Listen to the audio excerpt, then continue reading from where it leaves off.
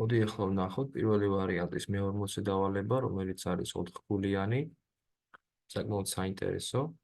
კურსზე ბიჭებისა და გოგონების რაოდენობების გამომსახველ წრიულ დიაგრამაზე გოგონების შესაბამისი სექტორის ცენტრალური კუთხის სიდიდე 30 გრადუსით აღემატება ბიჭების შესაბამისი სექტორის ცენტრალური კუთხის სიდიდეს. სულ რამდენი გოგონა და რამდენი ბიჭი სწავლობს ამ კურსზე, თუ მათი ჯამური რაოდენობა 75-ზე მეტი ორნიშნა რიცხვით გამოისახება. ნუ რა თქმა უნდა, აქ აუცილებელია იმის ცოდნა, რომ წრიული სექტორი და ზოგადად წრიულ დიაგრამაზე გვაქვს სულ 360 გრადუსი. და რადგან სკოლაში სულ ბიჭები და გოგონებია და ამ დროს ვიცით, რომ გოგონების სექტორული კუთხე აღემატება გოგონების ეს სექტორი და კიდე 30 გრადუსი. ეს იყოს თქვა ბიჭები, ეს იყოს გოგონები. და 30 გრადუსით აღემატება. ნუ აღნიშნეთ x-ით, ამას დამატებული გოგონების x + 30.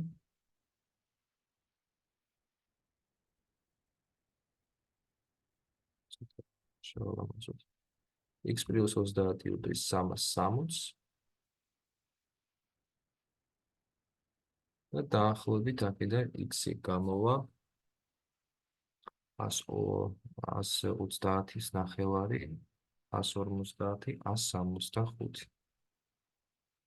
ეს 165 არის ბიჭების პროცენტული ფარდობა. ხოლო გოგონები, რომელიც შეიძლება იქნებით აღნიშნოთ, 30-ით მეტია და შეადგენს 195-ს. ეს პირობა საკმარისია იმისათვის, რომ ჩვენ ფარდობები გავსავსვროთ გოგონებსა და ბიჭებს შორის. ერთოდ ბიჭები ისე შეეფარდება გოგონების რაოდენობას, როგორც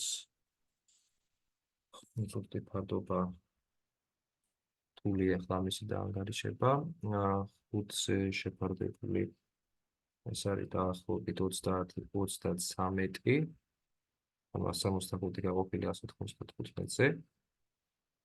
ხოლო აქ გვაქვს 39, ეს კიდე იკვეცება 3-ზე. 3-ის ჯერადია. 11 შეფარდებული 13. აი ეს არის პროპორციები, რომელიც გადანაწილდება ბიჭებსა და გოგონებს შორის. მე ხა საკმაოდ ისეთი საფუძველი მაქვს თქვა, რომ ბიჭები აღნიშნოთ 11 m-ით, პროპორცია. და გოგონები 13. ანუ ეს კავშირი გოგონებსა და ბიჭებს შორის ნამდვილად არსებობს. და ეხლა დავხსენია, რომ გავიდეთ ბოლოში, რამდენი გოგონა და რამდენი ბიჭი სწავლობს ამ კურსზე, თუ მათი ჯამური რაოდენობა 75-ზე მეტია.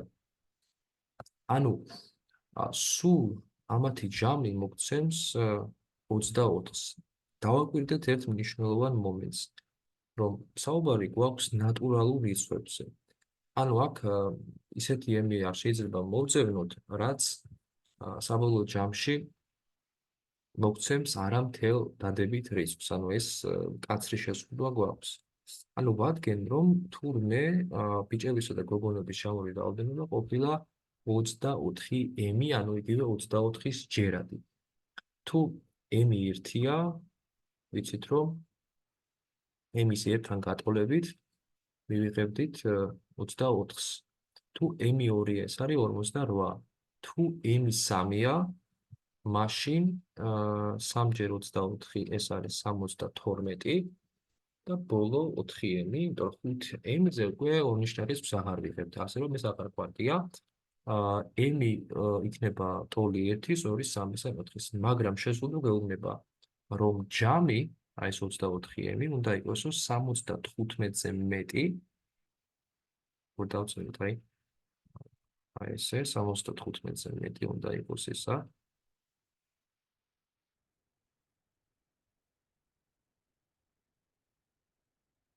75-ზე მეტი უნდა იყოს 24m. და ნაკლები 99-ზე, რადგან ეს არის ბოლო ორნიშნა თაღების რიცხვი. და მართლაც m იქნება ერთადერთ შემთხვევაში და დააკმაყოფილებს ასეთ პირობას, რომ თუ კი იქნება 4-ის ტოლი. თუ m 4-ია, სულ სკოლაში გამოდის 96 მოსწავლე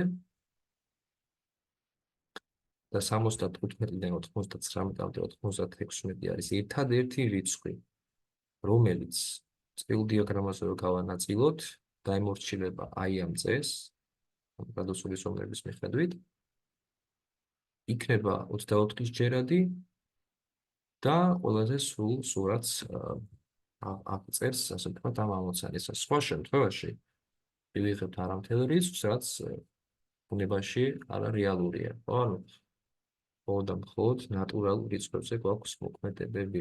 პასუხი არის 96.